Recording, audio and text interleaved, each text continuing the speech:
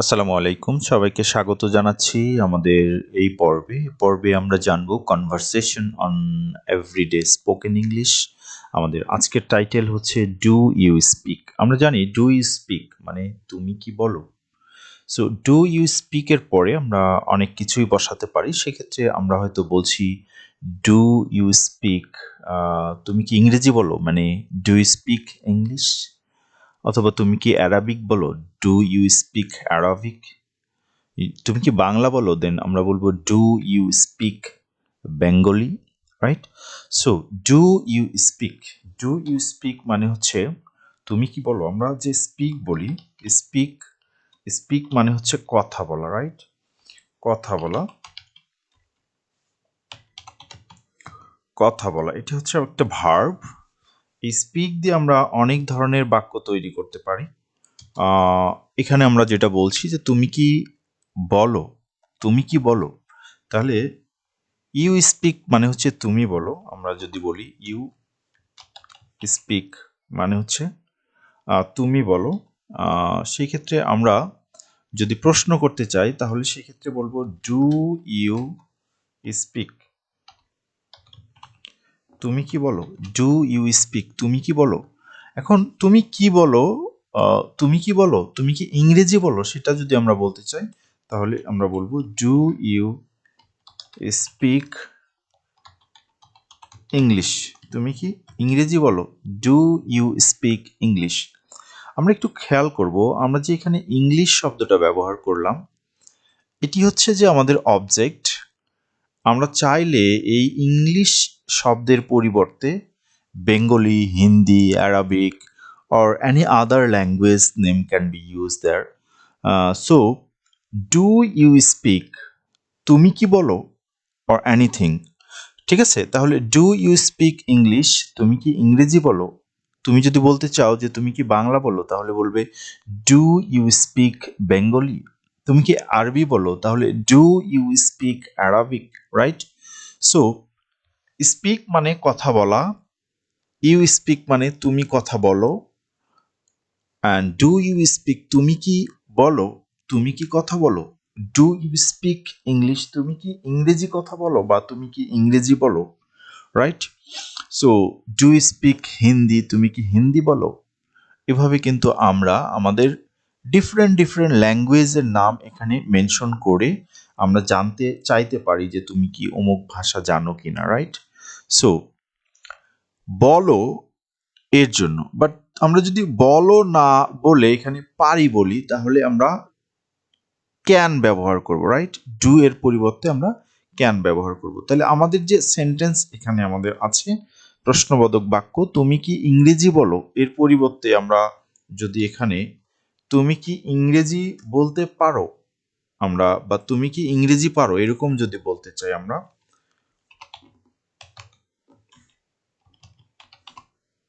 তুমি কি ইংরেজি বলতে পারো। সো পারা এর ইংরেজি হচ্ছে ক্যান। সুতরাং আমরা বলবো ইউ ক্যান, ক্যান মানে পারা। সো ইউ ক্যান, তুমি পারো। ইউ ক্যান স্পিক, তুমি বলতে পারো, right? So you can speak,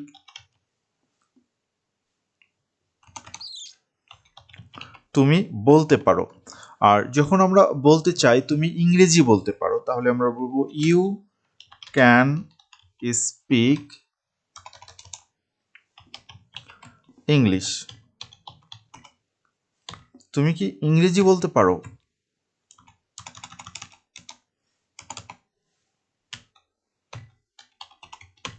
তুমি কি ইংরেজি বলতে পারো। So you can speak English, তুমি ইংরেজি বলতে পারো। সো আমরা যদি প্রশ্ন করতে চাই তাহলে সেই ক্ষেত্রে এই বাক্যে ক্যানটাকে আমরা সামনে নিয়ে আসবো। তাহলে আমরা বলবো ক্যান ইউ স্পিক, তুমি কি বলতে পারো, ক্যান ইউ স্পিক, তুমি কি বলতে পারো। বাট আমরা যদি বলতে চাই যে তুমি কি ইংরেজি বলতে পারো, তাহলে আমরা বলবো ক্যান ইউ স্পিক ইংলিশ, তুমি কি ইংরেজি বলতে পারো, ক্যান ইউ স্পিক ইংলিশ। তাহলে আমরা আবার একটু খেয়াল করি, তুমি কি ইংরেজি বলতে পারো। সো এখানে পারো এটি হচ্ছে আমাদের ভার্ব। সো ইউ ক্যান, তুমি পারো, ইউ ক্যান স্পিক, তুমি বলতে পারো, ইউ ক্যান স্পিক ইংলিশ, তুমি ইংলিশ বলতে পারো বা ইংরেজি বলতে পারো, ক্যান ইউ স্পিক, তুমি কি বলতে পারো? ক্যান ইউ স্পিক ইংলিশ, তুমি কি ইংলিশ বা ইংরেজি বলতে পারো? সো এখানে আমরা আগের মতো করে ইংলিশ এর পরিবর্তে কিন্তু অন্য যে কোনো ল্যাঙ্গুয়েজের নাম বলতে পারি। অর্থাৎ তুমি কি বাংলা বলতে পারো, তুমি কি হিন্দি বলতে পারো, তুমি কি আরবি বলতে পারো, তুমি কি ফার্সি বলতে পারো, whatever I want to tell about any language, আমরা এখানে সেটাই মেনশন করব। So can you speak English, তুমি কি ইংরেজি বলতে পারো? এখন তোমার পরিবর্তে কিন্তু আমরা অন্য কোনো সাবজেক্ট নিয়ে কথা বলতে পারি। সে বলতে পারে, তারা বলতে পারে, আমার বোনেরা বলতে পারে, তোমার ভাইয়েরা বলতে পারে, হোয়াট এভার, আমার বাবা বলতে পারে, তোমার মা বলতে পারে। সো এই ধরনের সাবজেক্ট আমরা আনতে পারি। সো আমাদের যে বাক্য যেটা দেখছি, ক্যান ইউ স্পিক ইংলিশ, অথবা আমরা যদি আগের বাক্যে ফিরে যাই, ডু ইউ স্পিক ইংলিশ, তুমি কি ইংরেজি বলতে পারো, তুমি কি ইংরেজি বলো, তুমি কি ইংরেজি বলো, রাইট? সো তুমি কি ইংরেজি বলো, এর পরিবর্তে আমরা যদি তোমার জায়গায় ইউ এর পরিবর্তে অন্য কোনো সাবজেক্ট আনতে চাই, তাহলে সেই ক্ষেত্রে কি ধরনের পরিবর্তন হবে? আমরা একটু খেয়াল রাখি যে আমরা যদি থার্ড পারসন সিঙ্গুলার নাম্বারকে সাবজেক্ট হিসেবে ব্যবহার করতে চাই, যেমন সে বা কোনো নাম এরকম কোনো কিছু যদি আমরা ব্যবহার করি আমাদের বাক্যে, তাহলে সেই ক্ষেত্রে আমাদের কিন্তু ডাজ হবে। আমরা একটু খেয়াল রাখবো, ডাজ হবে যখন আমরা কোনো থার্ড পারসন ব্যবহার করতে চাই, সে কোনো নাম। যেমন আমি যদি বলি যে সে সে কি ইংরেজি বলে, তাহলে ডাজ হি স্পিক ইংলিশ, আমরা এটা বলবো। ডাজ মানে সে বলে, এর জন্য আমরা বলি হি স্পিক্স, হি স্পিক্স, সে বলে। তাহলে যেহেতু he third person singular number আর আমরা প্রেজেন্ট টেন্সে আছি, এই কারণে কিন্তু আমরা ভার্বের সাথে এস বা ইএস যুক্ত করি, এই জন্য আমরা বলছি হি স্পিক্স। তাহলে ডাজ হি স্পিক, সে কি বলে, তাহলে আমরা এখানে ডাজ ব্যবহার করব। তাহলে ডাজ হি স্পিক, সে কি বলে, ডাজ হি স্পিক। তাহলে আমরা নর্মাল অন্য সাবজেক্টের ক্ষেত্রে যেমন ডু সামনে নিয়ে এসে প্রশ্ন করি, যেমন ডু ইউ স্পিক, তুমি কি বলো, সেখানে third person singular number he, she, এই ধরনের কোনো সাবজেক্ট যদি আসে, অথবা অ্যানি নেম বা অ্যানি সিঙ্গেল পারসন, যেমন আমরা যদি বলি যে রহিম কি ইংরেজি বলে, তাহলে আমরা বলবো ডাজ রহিম স্পিক, স্পিক, রহিম কি বলে, স্পিক ইংলিশ মানে ইংরেজি কি বলে, ইংরেজি কি বলে।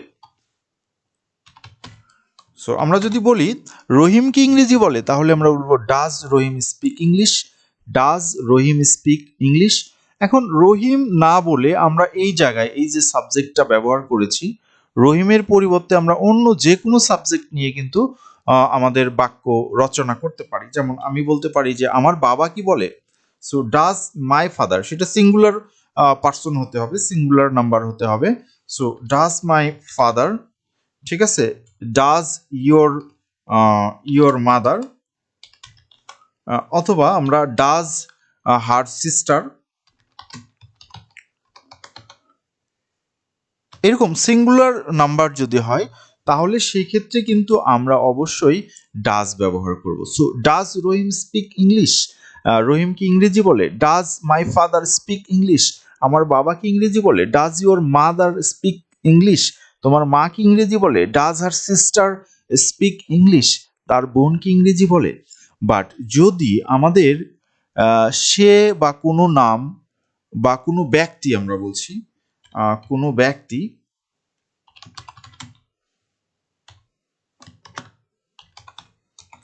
ব্যক্তি যদি হয়, কোনো নাম বা কোনো ব্যক্তি, সেটা এক বচন, আমাদের মনে রাখতে হবে যে এটা এক বচন হতে হবে, এক বচন হতে হবে। যদি হয় তাহলে ডাজ ব্যবহার করব, কারণ এক বচনের ক্ষেত্রে আমাদের ভার্বের সাথে এস বা ইএস যুক্ত হয়, এটা আমরা জানি। বাট যদি এটা বহু বচন হয়, যেমন আমরা বলছি যে তারা,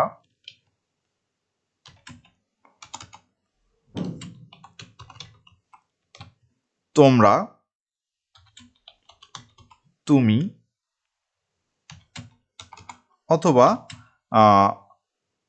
তোমার বাবা মা,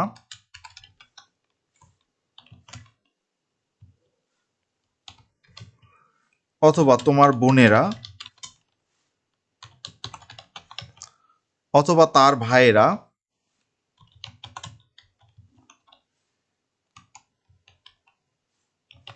এরকম সাবজেক্ট যদি হয় তাহলে সেই ক্ষেত্রে কিন্তু আমরা ডু ব্যবহার করব। তখন আমরা কিন্তু ডু ব্যবহার করব, এটি আমাদের খেয়াল রাখতে হবে। যেমন আমি যদি বলি যে তারা কি ইংরেজি বলে, তাহলে তার ইংরেজি হচ্ছে ডু দে স্পিক। তারা কি বলে ইংলিশ, তারা কি ইংরেজি বলে? সো ডু দে স্পিক, তারা কি ইংরেজি বলে? সো তারা, এই যে তারা ব্যবহার করলাম এটি কিন্তু প্লুরাল। সো প্রেজেন্ট ফর্মে বা প্রেজেন্ট টেন্সে যদি, প্রেজেন্ট ইনডিফিনিট টেন্সে যদি প্লুরাল সাবজেক্ট থাকে তাহলে সেই ক্ষেত্রে ডু বসে। অথবা যদি সেকেন্ড পার্সনও হয় যেমন তুমি, তাহলেও কিন্তু ডু বসে। সো আমরা যদি বলি যে তুমি বা তোমরা, তাহলে আমরা বলবো ডু ইউ স্পিক ইংলিশ, তুমি কি ইংরেজি বলো বা তোমরা কি ইংরেজি বলো? ডু ইউ স্পিক ইংলিশ, তুমি কি ইংরেজি বলো বা তোমরা কি ইংরেজি বলো? দুইটার ক্ষেত্রে কিন্তু ইউ ব্যবহার হবে, আমাদের এটা মনে রাখতে হবে। বাট আমরা যদি বলি যে তোমার বাবা মা, দেন ইয়োর প্যারেন্টস, ইয়োর প্যারেন্টস, তাহলে সেক্ষেত্রেও কিন্তু আমরা বলবো ডু ইয়োর প্যারেন্টস, রাইট? কেন আমরা প্যারেন্টস ডু, প্যারেন্টসের পূর্বে ডু বসালাম? Because parents plural number. So do your parents speak English, তোমার বাবা মা কি ইংরেজি বলে? ইংরেজি বলে। তোমার ভাইয়েরা বা তার বোনেরা ডু দেয়ার দেয়ার সিস্টার্স বা হার সিস্টার্স, সিস্টার্স আর কি প্লুরাল যদি হয়, তাহলে সেই ক্ষেত্রেও কিন্তু আমরা ডু ব্যবহার করব। সো আমরা এটা খেয়াল রাখবো যে শুধুমাত্র থার্ড পারসন সিঙ্গুলার নাম্বার, যেমন সে, কোনো নাম বা কোনো ব্যক্তি, এই ক্ষেত্রে আমরা ডাজ ব্যবহার করব। এবং অন্য যেগুলো আছে যেমন তারা, তোমরা, তুমি, তোমার বাবা মা, তোমার বোনেরা, তার ভাইয়েরা, তাদের বোনেরা, এই ধরনের যদি হয় তাহলে সেই ক্ষেত্রে কিন্তু আমরা শুরুতে ডু ব্যবহার করব। সো সেই ক্ষেত্রে হবে do they speak English, do you speak English, do your parents speak English, do their sisters speak English, do your brothers speak English, right? এরকম করে আমরা বলবো। সো ক্যান যদি হয় তাহলে সেই ক্ষেত্রে কিন্তু কোনো পরিবর্তন হবে না। অর্থাৎ তুমি কি ইংরেজি বলতে পারো, এর ইংরেজি হচ্ছে can you speak English, can you speak English. এখন তোমরা, তারা, সে, এই সব ক্ষেত্রেই কিন্তু এখন আর সাবজেক্টের পূর্বে যেমন ডুর ক্ষেত্রে ডাজ হতো, ডু বা ডাজ হতো, ক্যানের ক্ষেত্রে কিন্তু সর্বদা ক্যান হতে ক্যানই হবে। অর্থাৎ সে কি ইংরেজি বলতে পারে, তার ইংরেজি হবে can he speak English, can he speak, সে কি ইংরেজি বলতে পারে, can he speak English? Can your parents speak English, can your parents speak English, তোমার বাবা মা কি ইংরেজি বলতে পারে? তার বোনেরা কি ইংরেজি বলতে পারে? Can her sisters speak English, তার বোন কি ইংরেজি বলতে পারে? Can her sister speak English? So anything আমরা যে কিছুই ব্যবহার করি না কেন সাবজেক্ট হিসেবে, সেই ক্ষেত্রে কিন্তু আর ক্যানের কোনো পরিবর্তন হবে না। সো এটা আমাদের খেয়াল রাখতে হবে। এরপরে আমরা যদি আরেকটু পরের বাক্যে আসি যে আমি খুব অল্প ইংরেজি জানি, খুব অল্প, তাহলে সেই ক্ষেত্রে আমরা উত্তরে কি বলবো? আমরা বলবো ভেরি ফিউ, ভেরি ফিউ, খুব অল্প, এটা আমরা বলতে পারি যে ভেরি ফিউ, ভেরি ফিউ। অথবা আমরা চাইলে অন্যটা বলতে পারি, আমরা বলতে পারি যে অনলি এ লিটল, আমরা এরকমও বলতে পারি অনলি অনলি এ লিটল, আমরা খুব অল্প বলতে পারি। So very few or only a little. So can you speak English, তাহলে আমরা বলবো very few or only a little, very few, very few. আর খুব ভালো পারি না, ঠিক আছে, খুব অল্প আর খুব ভালো পারি না, সেটাও আমরা বলতে পারি। তাহলে সেই ক্ষেত্রে আমরা যেটা বলবো সেটা হচ্ছে যে I can do very well, right?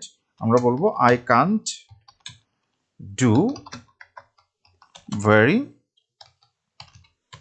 Well, আমি অনেক ভালো করতে পারি না, I can do very well. বা আমি খুব ভালো পারি না, I can do very well, আমি খুব ভালো পারি না। অথবা আমরা যদি বলতে চাই অন্যভাবে, তাহলে সেই ক্ষেত্রে আমরা যেটা বলতে পারি সেটা হচ্ছে যে অ্যান্ড নট ভেরি ওয়েল। আমরা সিম্পলি এটাও বলতে পারি যে অ্যান্ড নট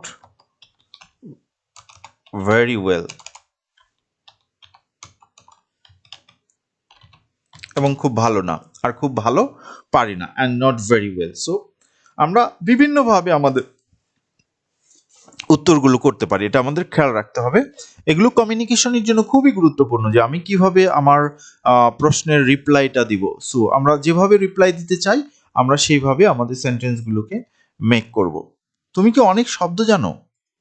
কারণ একটা ভাষা হ্যান্ডেল করার জন্য আসলে শব্দ ভান্ডার বা ভোকাবুলারিটা খুবই গুরুত্বপূর্ণ। সেক্ষেত্রে আমরা যখন কাউকে প্রশ্ন করি তখন বলবো, do you know many words? শব্দ মানে শব্দ, অনেক শব্দ এর ইংরেজি হচ্ছে words. So do you know, তুমি কি জানো? ডু ইউ নো, তুমি কি জানো? Many words, do you know many words, do you know many words, তুমি কি অনেক শব্দ জানো?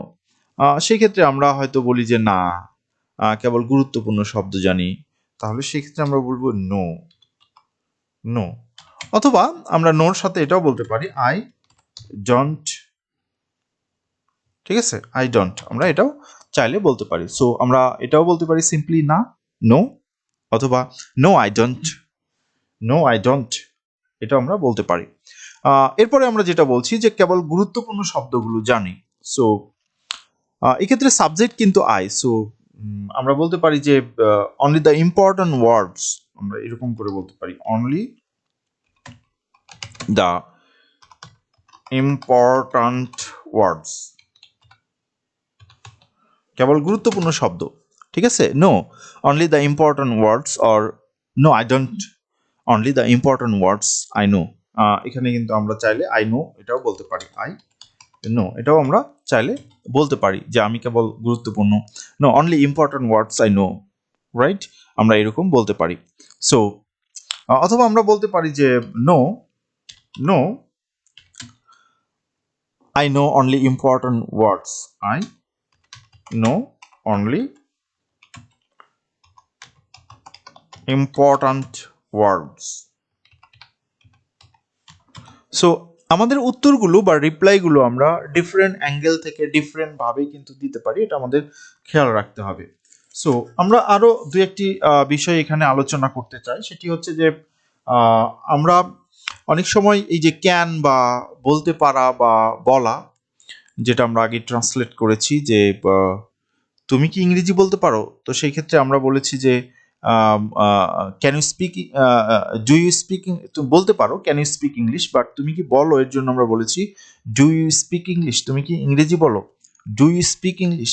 সো এই ক্ষেত্রে আমরা কিন্তু এখানে আরও কিছু শব্দ যুক্ত করতে পারি, যে তুমি কি ফ্লুয়েন্টলি, মানে হচ্ছে যে স্বতঃস্ফূর্তভাবে ইংরেজি বলতে পারো, তাহলে সেই ক্ষেত্রে বলবো do you speak English fluently. So আমরা এখানে do you speak English fluently এটা বলতে পারি, অথবা can you speak English fluently এটাও কিন্তু আমরা বলতে পারি, যদি আমরা বলতে চাই যে তুমি কি স্বতঃস্ফূর্তভাবে ইংরেজি বলতে পারো, আমরা যদি এই কথাটা বলতে পারি। আমরা অনেক সময় দ্রুত বলতে পারি যে তুমি কি দ্রুত ইংরেজি বলতে পারো, so do you speak English rapidly, do you speak English fast, do you speak English rapidly, আমরা এরকম বলতে পারি। সো র্যাপিডলি বা ফাস্ট এটা বলতে পারি। তুমি কি ভালো ইংরেজি বলতে পারো, তাহলে do you speak English very well, very well মানে হচ্ছে ভালো। So do you speak English very well, or can you speak English very well, সেটাও আমরা বলতে পারি। তুমি কি বিশুদ্ধ ইংলিশ বলতে পারো, মানে সঠিকভাবে বলতে পারো, তাহলে সঠিক মানে কারেক্টলি। সো আমরা কিন্তু এখানে অ্যাডভার্ব যুক্ত করে আমাদের সেন্টেন্সগুলোকে আরও সুন্দর বা আরও ডিফারেন্ট করতে পারি, সেটা আমাদের কোয়ালিটি বা আমাদের আমাদের যে কি বলবো, যে আমাদের সক্ষমতার উপর ডিপেন্ড করবে। সো আমরা আশা করি যে সেই বিষয়গুলো নিয়ে আমরা আরও বিস্তারিতভাবে জানবো। সো পরের কোনো ভিডিওতে আমরা সেই বিষয়গুলো নিয়ে আরও কথা বলবো, যে কিভাবে আমরা আমাদের ভার্বগুলোকে মডিফাই করে আমাদের সেন্টেন্সের অর্থ পরিবর্তন করতে পারি। সো আজকের এই ভিডিওতে এই পর্যন্তই আলোচনা। পরবর্তী কোনো ভিডিও দেখার জন্য আমন্ত্রণ জানিয়ে শেষ করছি। আসসালামু আলাইকুম।